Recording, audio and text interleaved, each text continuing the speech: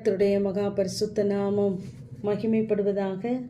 எசேக்கியேல் 36 அதிகாரம் 9 நான் உங்கள் பட்சத்திலிருந்து உங்களை கண்ணோக்குவேன் என்று கர்த்தராகிய ஆண்டவர் சொல்வதாக நாம் வாசிக்கிறோம்.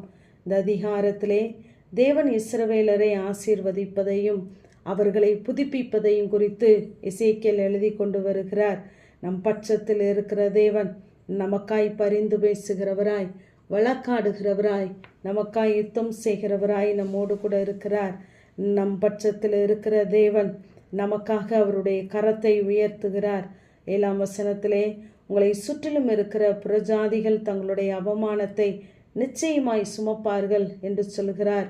நம் பட்சத்தில் இருக்கிற தேவன் நம்முடைய சத்துருக்களுக்கு அவர் வெட்கத்தை உடுத்து வைக்கிறவராய் இருக்கிறார்.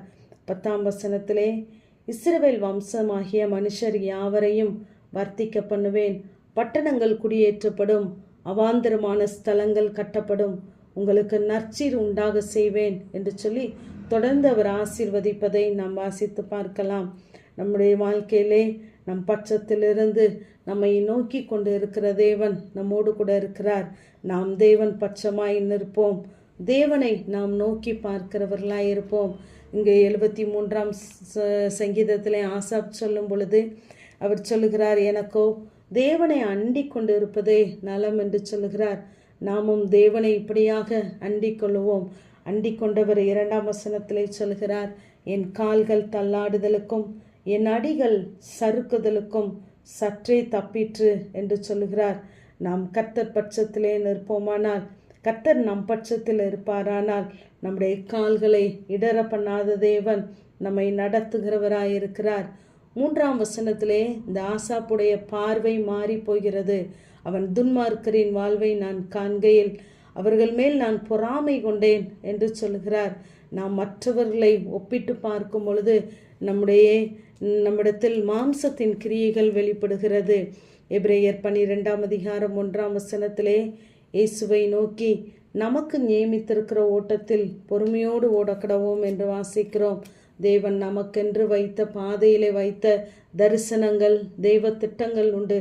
அதை பார்த்து நாம் பயணிக்கிறவர்களாய் இருக்க வேண்டும்.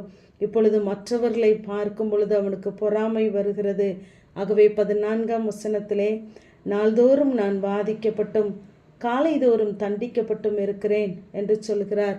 நாம் மற்றவர்களை பார்த்து நம்மை ஒப்பிடும் பொழுது நமக்கு ஒவ்வொரு நாளும் வாதைகளும் வாதிப்பும் தான். ஆகவே நம்மை காலைதோறும் விசாரிக்கிற தேவன், நிமிடந்தோறும் நம்மை கண்ணோக்கி பார்க்கிற தேவன் நம்மோடு கூட இருக்கிறவராகவே இருக்கிறார். அவரை மாத்திரம் நாம் நோக்கி பார்க்கிறவர்களாய் இருக்க வேண்டும். இங்கு ஆபேலையும் காயினையும் குறித்து நாம் பார்க்கும் பொழுது, இந்த காயின் ஆபேலனுடைய காணிக்கையை அங்கீகரித்ததை அவன் ஒப்பிட்டு பார்த்தான்.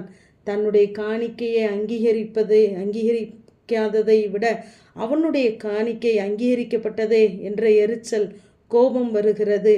இங்கு ஆரோனும் மிரியாமும் மோசையோடு கூட தன்னை ஒப்பிட்டு பார்க்கிறார்கள். அங்கு பெருமை வெளிப்படுகிறது. சவுல் தாவீதோடு கூட தன்னை ஒப்பிட்டு பார்க்கும் பொழுது அங்கு பொறாமை, பகை எழும்புகிறது. அதனாலே அவனை ஈட்டியை எறிந்து கொல்ல பார்க்கிறான். இப்படி நாம் மற்றவர்களோடு கூட நம்மை நாம் ஒப்பிட்டு பார்த்து நாம் பயணிப்போமானால் நம்மிடத்திலே மாம்சத்தின் கிரியைகள் வெளிப்படும். ஆகவே நாம் கர்த்தர் பட்சத்திலே நிற்போம். தேவன் நமக்காய் வைத்த தெய்வ திட்டங்களை பார்ப்போம். தேவன் நம்மை கிறிஸ்துவின் சாயலோடு கூட இணைத்திருக்கிறார்.